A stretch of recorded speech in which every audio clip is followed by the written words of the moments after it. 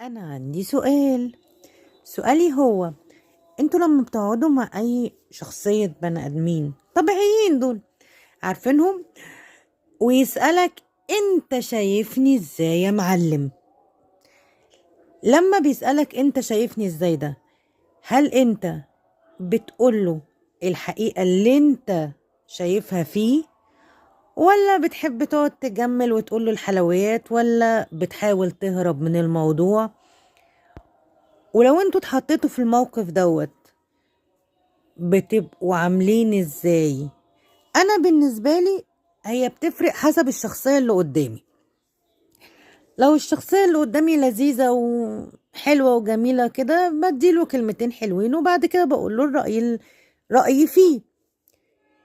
يا اما بتبقى انت عايز اسمها ايه، تهبش اللي قدامك او